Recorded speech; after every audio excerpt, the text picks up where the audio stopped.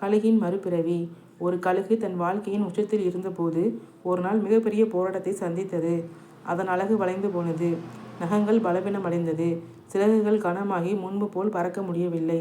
இப்போது அதற்கு 2 வழிகள் மட்டுமே இருக்கு. ஒன்று, அப்படியே வாழ்க்கையை முடித்துக் கொள்வது. இன்னொன்று, வழியை ஏற்றுக்கொண்டு தன்னை முழுமையாக மாற்றிக்கொள்வது. கழுகு 2வது வழியை தேர்ந்தெடுத்தது. அது ஒரு உயரமான மலைக்கு சென்று தன் பழைய அழகை பாறையில் அடித்து உடைத்தது. வலி தாங்க முடியாததாக இருந்தாலும் அது காத்திருந்தது. புதிய அழகு வளர்ந்ததும் பழைய பலவீனங்களை ஒவ்வொன்றாக விட்டுவிட்டு புதிய வாழ்க்கைக்கு தயாரானது. பல நாட்கள் கடுமையான போராட்டத்திற்கு பிறகு புதிய சிறகுகளுடன் மீண்டும் வானத்தை நோக்கி பறந்தது.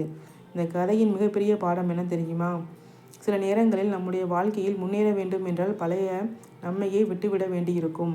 பழைய பழக்கங்கள், பழைய பயங்கள், நம்மை பின்னுக்கு இழுக்கும் மனிதர்கள், இவற்றை விட்டுவிடுவது வழியாக இருக்கலாம்.